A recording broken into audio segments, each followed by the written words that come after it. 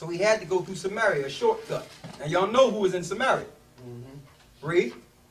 Then cometh he to a city of Samaria, which is called Sychar, near to the parcel of ground that Jacob gave to his son Joseph. Now Jacob's well was there. Jesus therefore, being wearied with his journey, sat thus on the well, and it was about the 6th hour. There cometh a woman of Samaria to draw water. Jesus saith unto her, Give me to drink. For his disciples were going away unto the city to buy meat. Then saith the woman of Samaria unto him, How is it that thou, being a Jew, askest drink of me? Hold up now. She said, how is it that you, being a Jew, is asking water from me? So she knew to some degree that the original Jews was not really in association with them. Do y'all see that? She even knew that. So there was a separation there. Read. Am a woman of Samaria, for the Jews have no dealings with the Samaritans. She said, because the Jews have no dealing with the Samaritans. Right? Read. Jesus answered and said unto her, If thou knowest the gift of the Most High, and who it is that saith to thee, Give me to drink, thou wouldest have asked of him, and he would have given thee living water. He said, if you knew who was here, you would have just give me what I asked you for. Christ was straight, man. He was austere. Christ is not this this guy you being taught, man. He was straight with it. He was dropping. Read. The woman saith unto him, Sir, thou hast nothing to draw with, and the well is deep. From whence then hast thou that living water? Go ahead. Art thou greater than our father Jacob, which gave us the well? You see how she's trying to claim Jacob? Now? Why? Because she's been taught that from generation to generation. Now she slipped herself in there. Read that part again. Art thou greater than our father Jacob? Are you greater than our father Jacob? When Jacob was not her father. She was a Hamite. Read. Which gave us the well and drank thereof himself. Watch what Christ tell her now. And his children and his cattle. Jesus answered and said unto her, Whosoever drinketh of this water shall thirst again. But whosoever drinketh of the water that I shall give him shall never thirst. But the water that I shall give him shall be in him a well of water springing up into everlasting life. Go ahead. The woman saith unto him, Sir, give me this water that I thirst not. Now she was asking for the water, right? What did Christ say, read? Neither come hither to draw. Jesus saith unto her, Go call thy husband and come hither. Now he's giving it to her now. Yeah, we can work it out. Go get your husband, lady. Read. The woman answered and said, I have no husband. Jesus said unto her, Thou hast well said, I have no husband. For thou hast had 5 husbands, and the one thou now hast is not thy husband, and that saidest thou truly. Christ knew that she had 5 different men. And then Christ said, the guy that you with is not your husband. You see that? So Christ was pulling it all out here. Read.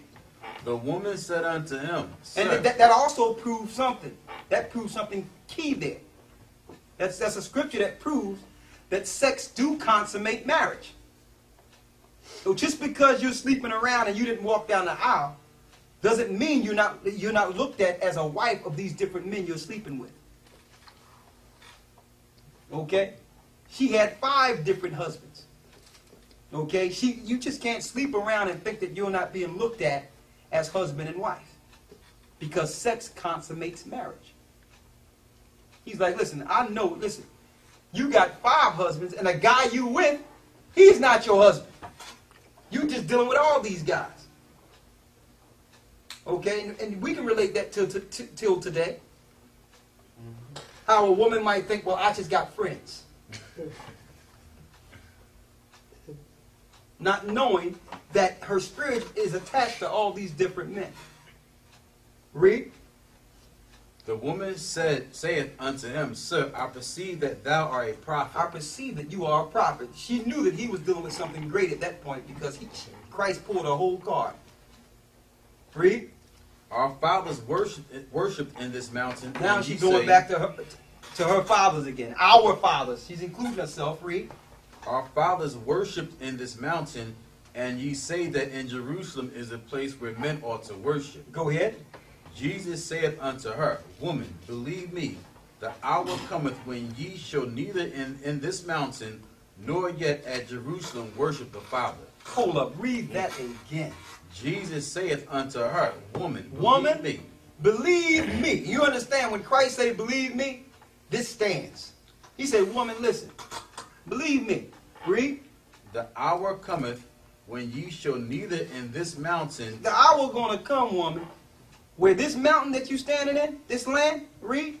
Nor yet at Jerusalem. Nor in Jerusalem, read. Worship the Father. You will not be here worshiping the Father when it's said and done.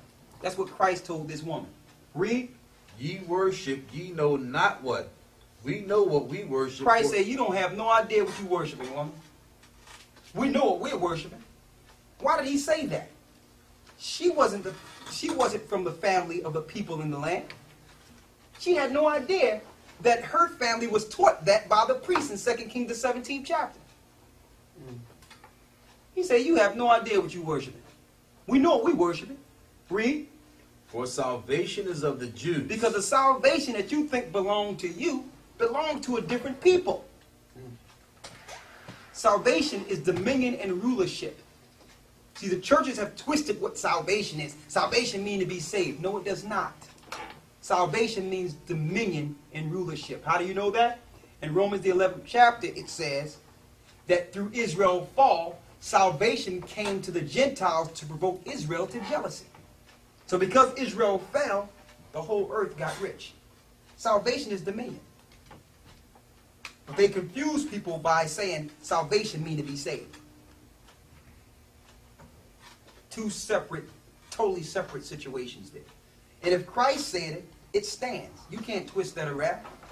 He says, it's going to come a time, woman, you or your family will not be worshiping in this mountain. You Africans who claiming you Jews. For salvation is of my people. They're going to be the people ruling this mountain and ruling Israel and ruling the world from this place. Not you. Y'all see that? That doesn't mean that she will not be able to partake in it, but not in that position she thinks she's in. She will not be a partaker as a ruler in Israel. That's not going to happen. That's for God's people to rule. That government will be set up of Israelites. Read on. But the hour cometh, and now is, when the true worshipers... Read that again. But the hour cometh, and now is, when the true worshipers shall worship the Father in spirit and in truth. It's going to come a time where the true worshipers will worship the Father in spirit and in truth. Lady, the real people are coming back here. That's what he was telling them. The real people are coming back. Read. For the Father seeketh such to worship him. Because the Father wants them back. Wow. Read. The Most High is a spirit, and they that worship him must worship him in spirit and in truth. And most people talk about how spiritual they are. God is a spirit, but if you want to worship Christ and worship the Most High, you must worship him in spirit and in truth. You got to tell the truth. And you might think that we're wrong by pulling this information out, but it's true.